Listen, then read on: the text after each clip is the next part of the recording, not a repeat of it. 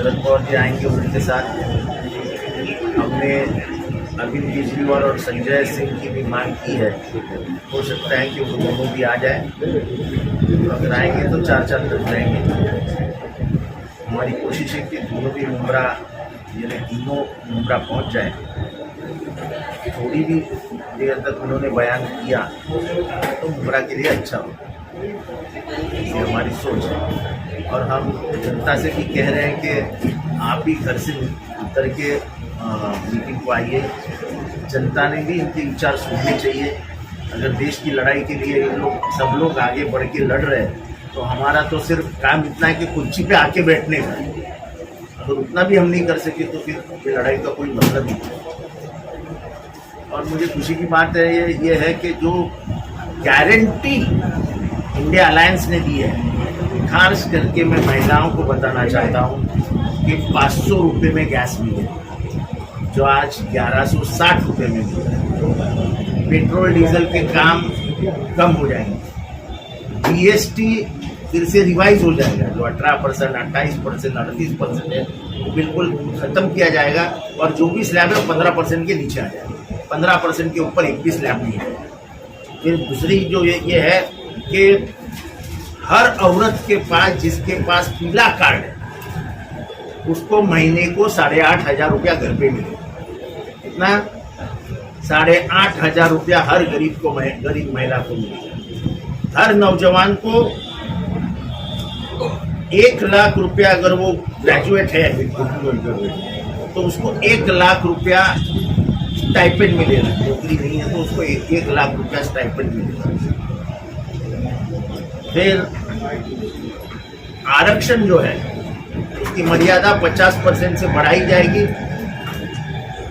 और पूरे देश में जाति न्याय जनगणना होगी तो एक बार ही दूध का दूध, पानी का पानी हो जाए कि इस देश में बहुजन कितने।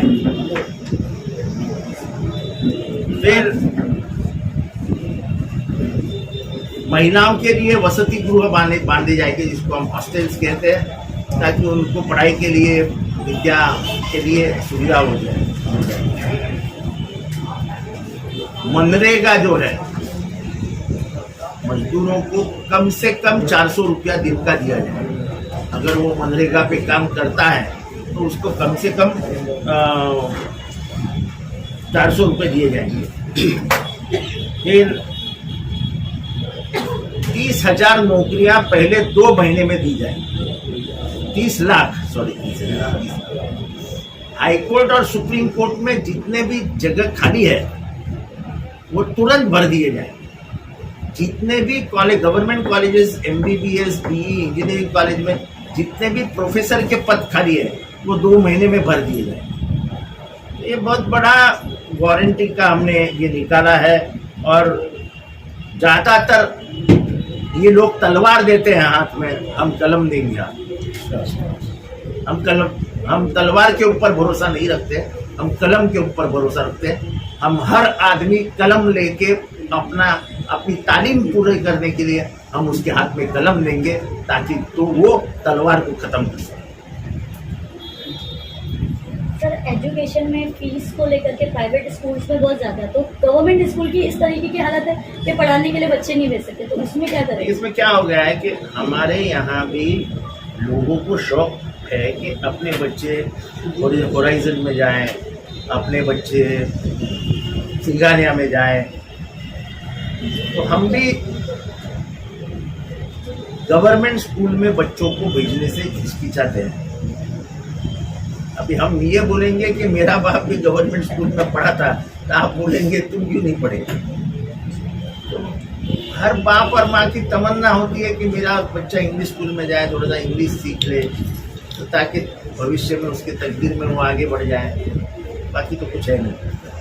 और सब सभा जो होने जा रही है महाविकास आघाड़ी की, इंडिया अलायंस की, किस तरह की तैयारियां हैं, कितनी उपस्थिति कलवा मुमरा चुनाव क्षेत्र से उसमें रहने की संभावना है? मैं बताता हूँ कि हम कार्यकर्ता तो जमा कर रहे, आज साफ मुमरा वासी तुम मुझे हरदम यहाँ वहां घूमते हुए देखते हो। काम किया, वो काम का कोई इनकार नहीं हो सकता है। लेकिन जब नेता आते हैं तो उनको सुनने के लिए आप आइए ना, कार्यकर्ता क्या सुनेगा? अभी शरद पवार को मैं क्या सुनूं यार, कितने 40 साल हो गए उनको ही सुनते आ रहा हूं। पर अगर आपकी लड़ाई मैदान में उतर के 84 साल का बुढ़ा आदमी अब तक 112 सभा ले चुका है, अभी भी वो दुनिया में है। आपके लिए अगर अरविंद केजरीवाल को जेल में डाला जाता है, वो आने वाला है, तो जनता भी कोई जिम्मेदारी है। नहीं चाहिए, 4 बजे बहुत धूप होता है, और 4 बजे वो तो सभा ले रहे हैं ना पवार साहब महाराष्ट्र में, जहाँ पे 45 डिग्री टेम्परेचर है। इधर कैंसर है, इधर की हड्डी टूटी हुई है, इधर कैंसर है, ले रहे हैं ना सभा। आप घर में बैठते, एसी में बैठते और बोलते नहीं 7 बजे के बाद सभा लो। आपने अभी इंडिया अलायंस का मैनिफेस्टो जो है उसकी प्रमुख चीजें आपने बताई यहाँ पर, उसमें एक बात थी आरक्षण की। तो आरक्षण 50% से ज्यादा बढ़ाने की इंडिया अलायंस ने गारंटी दी है, लेकिन कल की ही नासिक की सभा में फिर एक बार जो है प्रधानमंत्री नरेंद्र मोदी ने कहा है कि ओबीसी का आरक्षण छीन करके मुसलमानों को दे दिया जाएगा। देखो, जिस दिन से उसने मुसलमानों को गाली दी है, पूरे देश का माहौल बदली हो गया है। अब वो मुसलमानों को करने की कोशिश कर रहा है। हो सकता है कल तक बोल देगा वो, कल रात तक, कि मैं मुसलमानों के घर में ही पला बड़ा हूँ, उनके ही घर में रहता था और उनकी ही पालन पोषण मेरा हुआ है। उनकी बात ही मत करो। कल घाटकोपर में उनका रोड शो था पीएम मोदी का, बहुत सारे सोशल मीडिया पे वीडियो आए हैं, बहुत सारे चैनल ने कवरेज किया है। लोगों को मेट्रो ट्रेन में, मेट्रो स्टेशन पर बंद कर दिया गया। सड़क पर जो है वो छोड़ दो सर, यहाँ से उनकी रैली जा रही है, एक इधर का अंतर है, और वहां पे एक होर्डिंग गिर के 15 लोग मर गए। मैं अगर पंतप्रधान रहता तो पहले वो जगह पे जाता, वो जगह पे मैं मुआयना करते। और इसमें क्या है उसकी बड़ी स्तर, इसमें बहुत बड़ा करप्शन है। आपका आमदार क्या है अब मैं बताता हूं। ये करप्शन है, ये बड़ा होर्डिंग आप नहीं लगा सकते। इसके बारे में मैंने कम से कम 10 लेटर लिखे हैं। ये टोटल इलीगल होल्डिंग है, टोटल इलीगल। मैंने विधानसभा में इसका सवाल पूछा था, नहीं ध्यान दिया, गए मर गए। मेरा ट्वीट देखो, उसके ऊपर मैंने ट्वीट डाला है कि मैंने कदम उठाए थे, ध्यान ही नहीं दिया।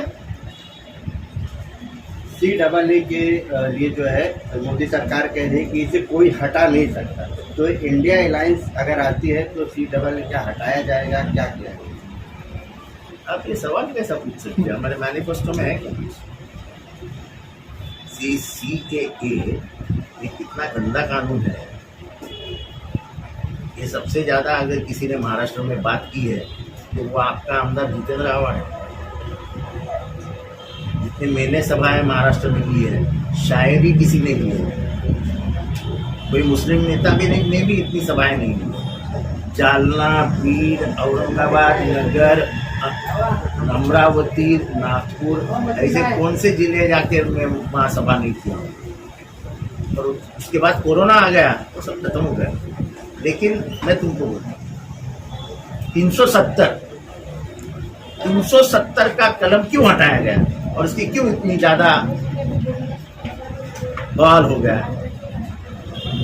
370 के पहले कोई भी भारतीय नागरिक कश्मीर में जाके जमीन नहीं ले सकता। आपको अगर कश्मीर में जमीन लेनी है तो कश्मीरी को ही लेनी पड़ेगी। कश्मीर के खाइयों में कुछ ऐसे मिनरल्स है जो दुनिया में कुछ ही जगह पे प्राप्त होते हैं और बहुत महंगे हैं। तो उनकी जो खुदाई है, वो खुदाई करने के लिए 370 हटाया गया। और वो खुदाई कौन कर रहा है? कश्मीर बोलने को भारतीयों को जब कोई हमको मालूम है कि किधर से आएगा आदमी और कौन खुदाई करेगा। सिर्फ वो लिथियम नाम का जो मिनरल है वो मिलाने के लिए, और वो सिर्फ कश्मीर में है, ये जानकारी है, इसलिए कश्मीर से 370 हटाया है। बाकी क्या फर्क गिरा 370 से? अतिरिक्त कम हुए क्या? पाकिस्तान की घुसपैठियां कम हो गए क्या?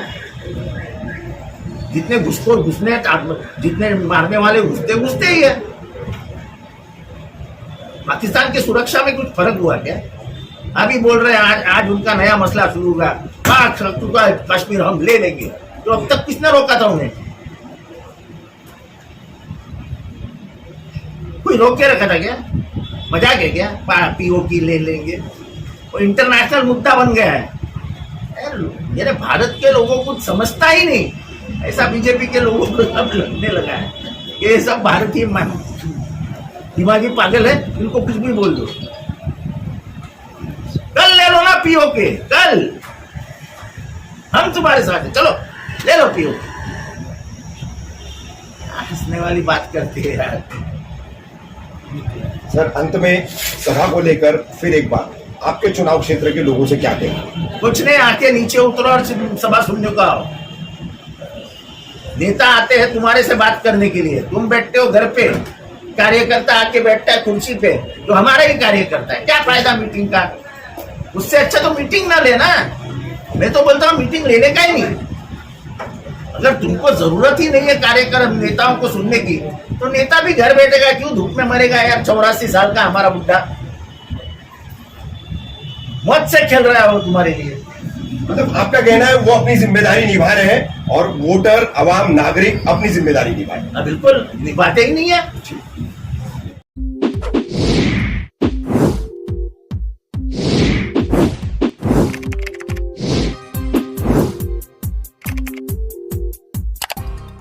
हमारे चैनल को सब्सक्राइब करें, बेल आइकन जरूर प्रेस करें हमारी न्यू वीडियो सबसे पहले देखें।